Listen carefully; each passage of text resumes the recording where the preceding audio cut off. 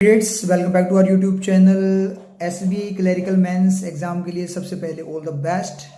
अच्छे से करके आना, बिल्कुल भी स्टक मत होना। वैसे मैंने आपको थोड़ी टेक्निक बता दी थी प्रीवियस वीडियो में, जो अपनों ने पेपर सोल्व किया था कंप्लीट वाला, किस तरीके से अटेम्प्ट करना है।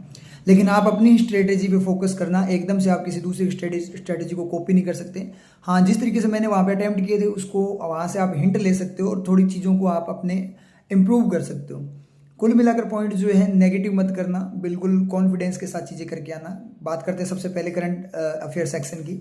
तो वहाँ पे जिस पे आप 100% श्योरिटी हो वो ही करना। सेंसिबल वे में आपको कोई मिल रहा है तो आप कर सकते हो, अदरवाइज 100% श्योरिटी पे करना, नेगेटिव मत करना। क्योंकि शिफ्ट एक का नॉर्मलाइजेशन वाला पंगा तो नहीं होगा, लेकिन स्केलिंग का फैक्टर हो सकता है।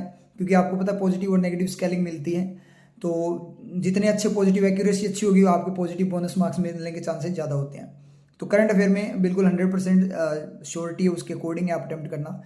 इंग्लिश सेक्शन की मैं बात करूं तो अपनी क्लासेस आपने करी रखी है, जिन लोगों ने साथ साथ, उनको कोई दिक्कत वाली बात है नहीं। ऑप्शन को साथ में लेकर चलना, प्रॉपर वे में पहले पैटर्न्स पे भागना, उसके बाद में पैराग्राफ में जाना, क्योंकि पैराग्राफ स्टक कर सकता है। पैराग्राफ करने से पहले मैंने आपको तरीका बता रखा है। उससे पहले आपको एक बार के लिए क्वेश्चंस को देखना है, थोड़ा थोड़ा वहाँ पे रफ सीट जो आपके पास है उसमें हिंट की फॉर्म में क्वेश्चंस को लिख सकते हो, और जहाँ पे जिस क्वेश्चन के बारे में बात हो, उससे रिलेटेड बात हो, वहाँ पे स्ट्रेस करो, उस क्वेश्चन को साइड में ओपन करके उसको साथ में कर सकते हो। लेकिन पहले पैटर्न्स पे कोशिश करना, क्योंकि पैटर्न्स ऑप्शंस के साथ करने की कोशिश करना, वो आपको मतलब स्पीड देंगे प्लस एक्यूरेसी देंगे और मार्क्स गेन करवाएंगे वो। उसके बाद अगर मैंने बात करें क्वांट सेक्शन की, क्वांट सेक्शन में सबसे इंपॉर्टेंट चीज़ है, सबसे पहले जो अप्रोक्सीमेट बोर्ड मार्क्स वगैरह हैं उनको ढूंढने की कोशिश करना, सिंप्लीफिकेशन वगैरह मिल जाएंगे आपको। फिर एक्स वाई वगैरह है उनको करने की कोशिश करना। सीरीज को मैं एक बार बोलूँगा कि आप स्टक हो सकते हो, तो मैं तो देखो सीरीज नहीं उठाता, लेकिन आपकी सीरीज अच्छी है तो आप सीरीज उठा सकते हो। एक दो सीरीज से आपको पता लग जाएगा, थोड़ी देर में, 1 मिनट में आपको पता लग जाता है सीरीज बनेगी कि नहीं बनेगी। उसके बाद डीआई में जाना। डीआई आपको कम से कम 2 डीआई आपको डुएबल मिलेंगे, और डीआई में भी एक कॉन्सेप्ट रहेगा आपका कि कई बार क्या होता है, डीआई में 5 क्वेश्चन है मान लो, तो 3 क्वेश्चन डुएबल होते हैं, 2 क्वेश्चन ट्रिकी होते हैं, तो 2 को छोड़ देना। वहाँ पे खुद को वेस्टेज मत करना कि कहीं ऐसे मत बोलना जो 3 या 4 हो गए कि 1 या 2 क्वेश्चन के लिए आप वहाँ पे स्टक हो जाओ कि नहीं यार करना है, ये तो डीआई बनाया है हमने, ये किया है वो किया है, तो वो काम मत करना। थोड़ा सा उसको सेंसिबल वे में अवॉइड करना, ठीक है, तो वो आराम से हो जाएंगे। उसके बाद कैसलेट आएगा। कैसलेट देखो आप 2-1 मिनट पढ़ोगे ना, थोड़ा पढ़ने जाओगे, इतने में आपको थोड़ा पता लग जाएगा। कैसलेट थोड़ा डीआई के बाद में प्रायोरिटी में इसलिए देता हूँ क्योंकि कैसलेट में पहले डीआई तैयार करना होता है, ठीक है, उसके बाद में क्वेश्चन अटेम्प्ट होने स्टार्ट होते हैं, डीआई में डायरेक्ट स्टार्ट हो जाएंगे।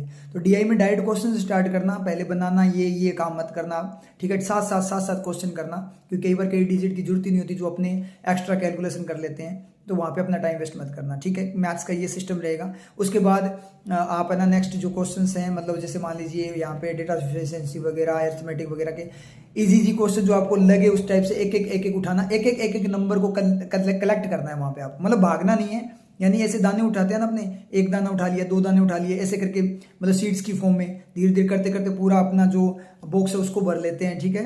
तो वही काम आपको यहाँ पे चुनने वाला काम करना है, चुन चुन के नंबर लेने, 1 नंबर, 2 नंबर, 3 नंबर, 4 नंबर, इस तरीके से चुन चुन के नंबर आएंगे, क्योंकि मेंस में यही सीन होता है, ठीक है। उसके बाद रीजनिंग की बात करते हैं। रीजनिंग में आप लोगों ने क्या करना है, पजल से पहले मैं बोलूंगा एक बार आप उन टॉपिक्स पे चले जाना, जैसे स्लोक्स वगैरह कुछ इंपॉर्टेंट मिल जाए वहाँ पे, आपकी इक्विलिटी लिक्विडिटी, या फिर आपको पता डायरेक्शन तो पक्का आएगा, कोडेड फॉर्म में आता है, ब्लड रिलेशन आता है, इन चीज़ों को है ना आप एक बार कर लेना। पहले कोडिंग डिकोडिंग आ जाती है कोडेड फॉर्म में, तो वो वाले आप कर लेना। उसके बाद पजल आप देखो 2-4 मिनट पढ़ोगे ना, उतने में आपको पता लग जाएगा।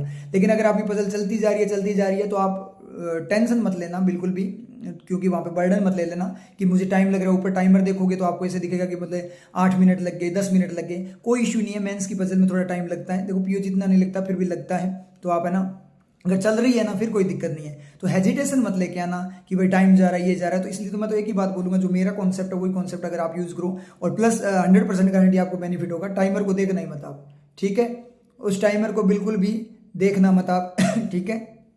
उन्होंने किया था बिल्कुल मजे के साथ, मस्ती करते हुए, एंजॉयमेंट के साथ, बिना टाइमर को देखे हुए। तो कितने अपने मतलब क्वेश्चंस हो गए, 58.75 आए थे, 2 ही सेक्शन से अपने इतने नंबर आ गए थे, ठीक है। मैथ्स वगैरह तो अपना डायरेक्ट ऐसे देख रही है, ये क्वेश्चन कर सकते हो, तो आराम से 100 के राउंड मार्क्स आ सकते थे। कल वाला आप जाकर देख लेना वीडियो, जिसने नहीं देखी है तो उनको पता लग जाएगा।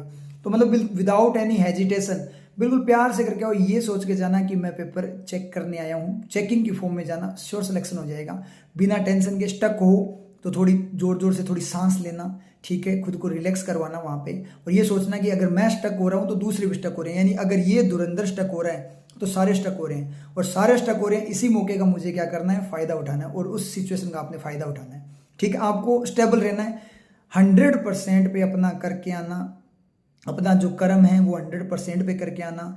जो टाइम वहाँ पे, जितना टाइम पेपर के लिए, वो टाइम पूरा पेपर को देना, किसी और को मत देना। पेपर के साथ ऑनेस्टी रखना तो पेपर आपको रिजल्ट देगा, उसके साथ ईमानदारी रखोगे तो वो आपको ईमानदार वे में ही रिजल्ट देगा। उसके साथ आप है ना फर्जीवाड़ा मत करना, फेक चीज़ मत करना। उसका टाइम उसी का है, उसका टाइम किसी और के साथ मत शेयर करना, मतलब अपने माइंड की अनस्टेबिलिटी से किसी और चीज़ों के नेगेटिव थॉट्स के साथ उसको शेयर मत करना। 100% गारंटी है, बड़ा ही पॉजिटिव रिजल्ट आप लोगों का आएगा।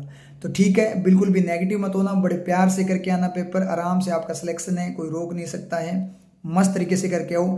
मैं एक ही बात बोलूँगा कि आपका सिलेक्शन कोई नहीं रोक सकता इस दुनिया में, कोई भी, सिवाय एक व्यक्ति के, और वो हो आप खुद।